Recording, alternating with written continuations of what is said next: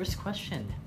How does the digital age or advancements in technology affect the role of professionals in an organization? And how do we fight the impact of digital disruption and the competition it creates? So the first thing I would say, Ian, is we don't fight it, we embrace it. Um, Human beings throughout history have feared what they don't know. But what we've seen over and over again is that society changes quite significantly in phases of transformation. We had a phase of transformation when the world recovered from the Second World War. And I think what's going on today is no less significant. The world is changing quite rapidly. The concept of enemies and allies are changing. Boundaries are fading away. Societies are getting transformed. People are coming out of poverty. So there's more to embrace than to fear in the world that's upon us.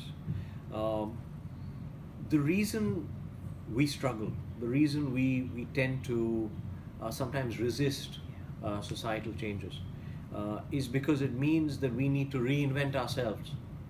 And most human beings are very attached to who they are and how they are and how they got there.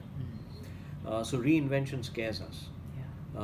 But as the caterpillar to the butterfly story reminds us all through childhood, I think we should go back and remember that story again. What is to come could be more beautiful. What is to come could be, something that we didn't imagine for ourselves. And I think that's how I see the world ahead. Okay. Okay. For our second question, does size of business matter in transformational leadership? Okay. The short answer is no. Let me explain why. Okay. Every large organization today, let's say the Fortune 100, or all the index companies that run, the stock prices across the world or influence the stock prices across the world, every single one of them started as a small business. Okay. It was a corner shop somewhere, it was a mom and pop shop, it was a garage. Right.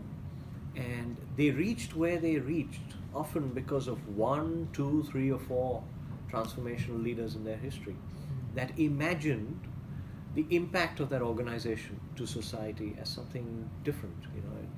That imagined a value that they could create for customers. And they grew. In many cases, they grew through a lot of turmoil, almost risking bankruptcy or going through very difficult phases before they became successful. Right. And I think transformational leaders, irrespective of the size of business, are able to stay the course in difficult times. They're able to inspire people. They're able to inspire their teams that tomorrow, has a lot more promise. That tomorrow will be better if they can stick with the purpose they started with. So, to summarize, I think we've seen transformational leaders in startups. We've seen transformational leaders in the Fortune 10. Change their business, reinvent their business, and most large companies have been successful purely because they've had this series of transformational leadership through their history. Without it, I doubt they would have survived thus far. Right. Thank you. So, lastly, does transformational leadership and change management go hand in hand? Is it possible to implement one without the other? I don't think so. I think change management is a core competence in business today. It's almost like performance management. Right. You've got to be able to drive greater value, improve the effectiveness of the resources at our disposal. You can't take your foot off the accelerator, then the business stops. So change management is a core competence. It's something that managers must be good at, like coaching, like hiring, like engaging talent. Change management is a core management competence. Transformational leadership, on the other hand, is about a compelling vision. It's about our ability to see tomorrow.